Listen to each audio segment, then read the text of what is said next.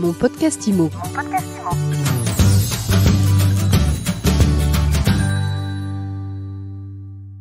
Comment les réseaux de mandataires immobiliers vivent-ils cette crise sanitaire? On en parle tout de suite avec notre invité, Olivier Colcombet. Olivier, bonjour.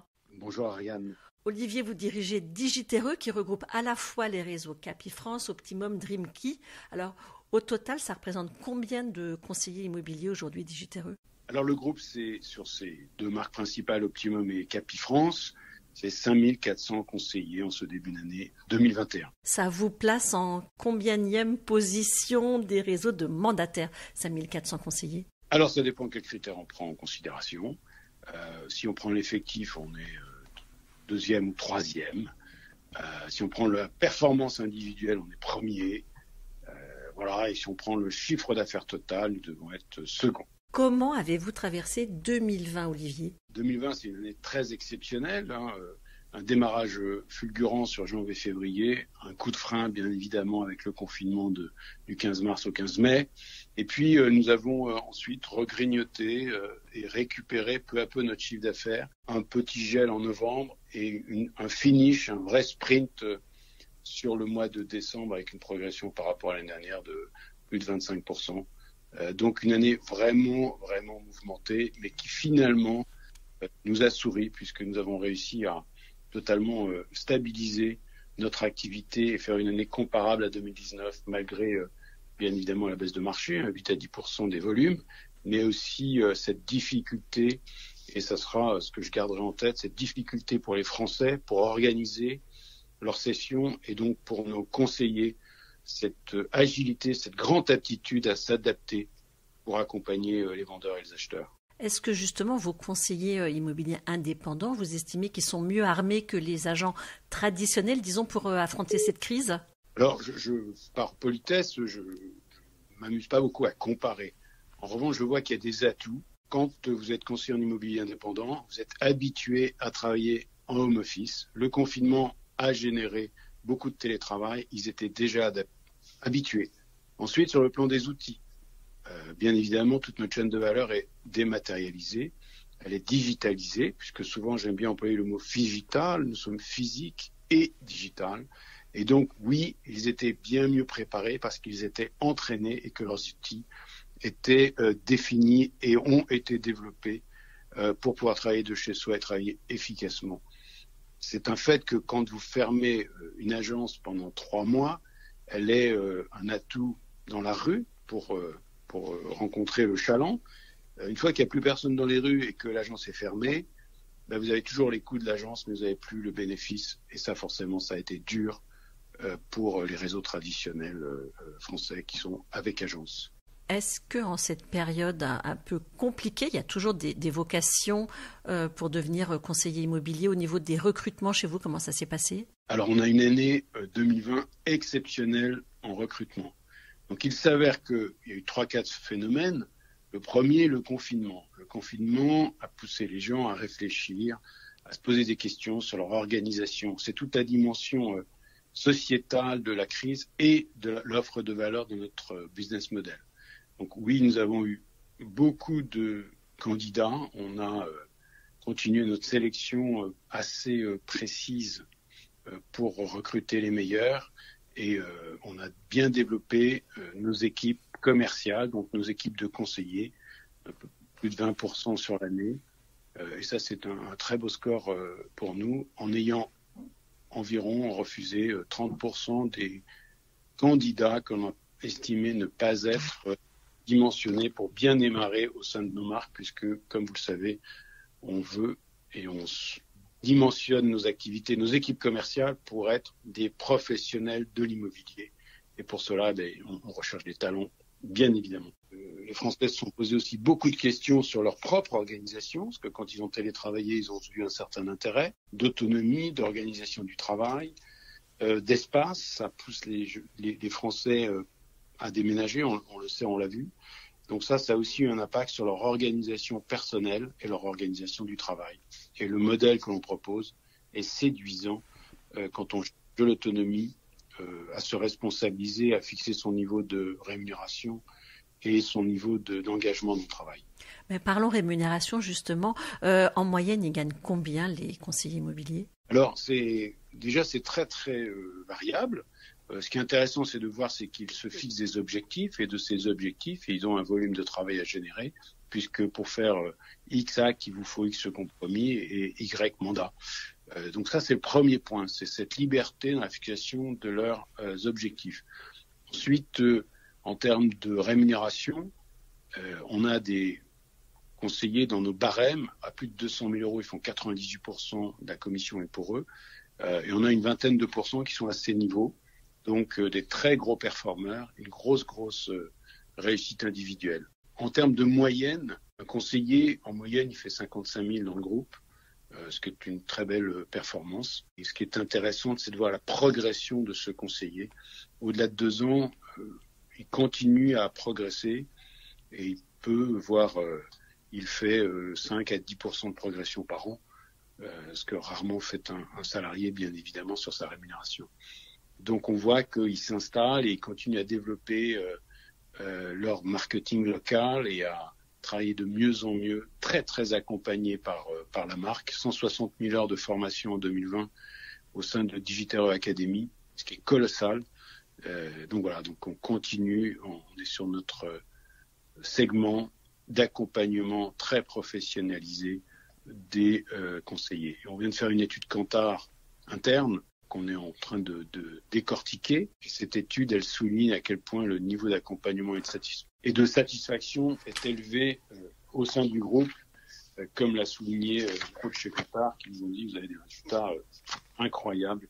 On a bien évidemment des pistes de progrès, il y en a toujours, mais le résultat global est hyper bon, avec un taux de satisfaction de nos conseillers plus de 93% chez Capifrance au global. C'est une très belle... dans une année aussi mouvementée, aussi chahutée, c'est un très très beau score. Qu'est-ce que vous vous fixez comme objectif 2021 ? Comment vous voyez cette année aussi particulière que la précédente, manifestement à l'aube d'un 3e reconfinement ? Alors, 2021, déjà avec le confinement partiel de novembre, on sait que ça ralentit les actes, puisque quand vous êtes confiné en novembre, vos actes du premier trimestre sont un peu freinés. La bonne nouvelle, c'est qu'on va faire un premier trimestre au moins égal au premier trimestre de 2020 en 2021. Donc ça, c'est déjà rassurant. Ensuite, pour le reste de l'année, on reste vigilant, puisqu'on a une visibilité qui est quand même très très faible.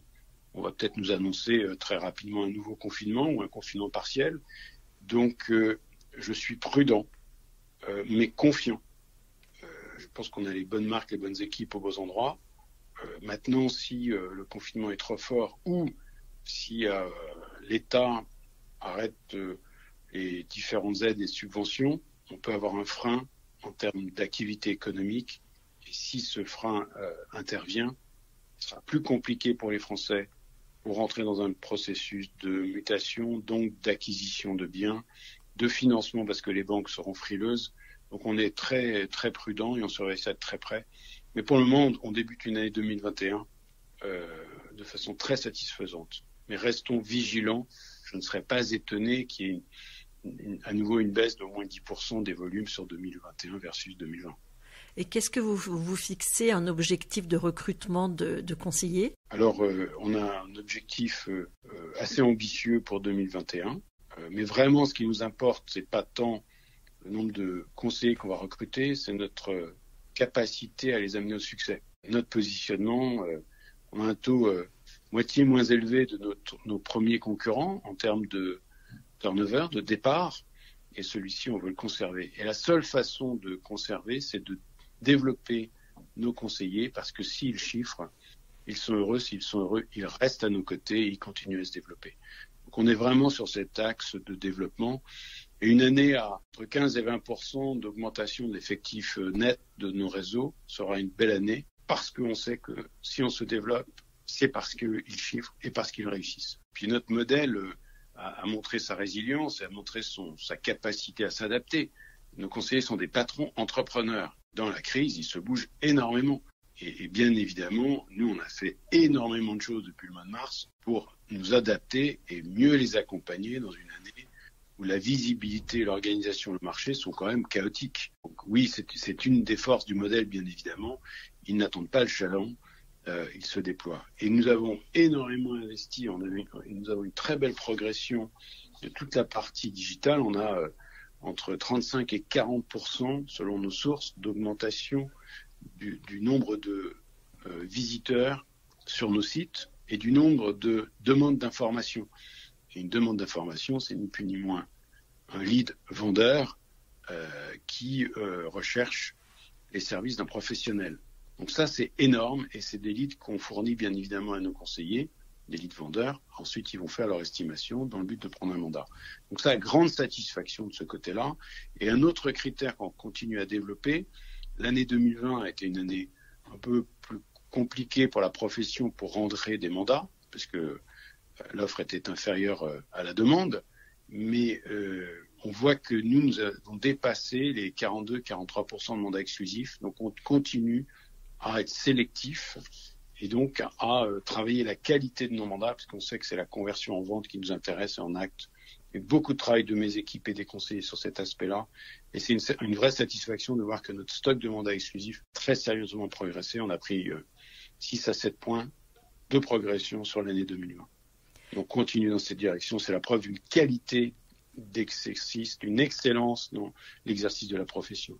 Dernière question, Olivier Colcombet. Je veux devenir conseiller immobilier indépendant. Comment choisir entre les différentes marques du groupe Digitereux ? Alors, déjà, il faut choisir au niveau des différentes offres.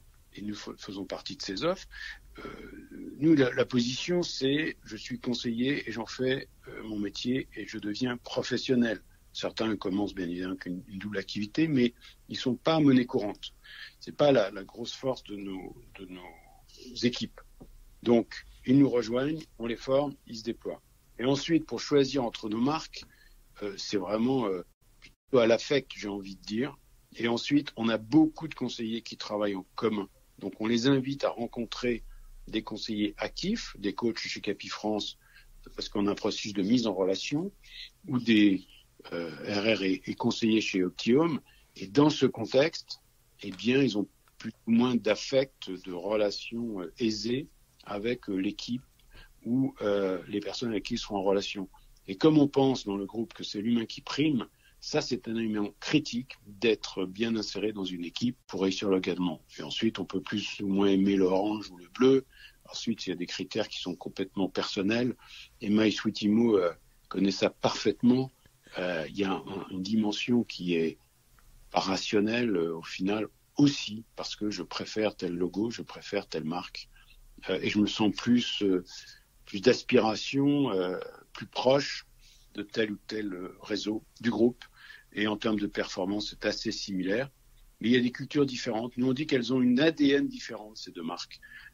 Les deux sont des marques de la performance, bien évidemment, mais avec une approche un peu différente. Et c'est ce que disent nos conseillers, et c'est ce qui est important pour nous. Merci beaucoup Olivier Colcombet d'avoir été avec nous aujourd'hui dans mon podcast IMO. Et je rappelle que vous dirigez le groupe Digitereux. Merci et bonne journée à tous.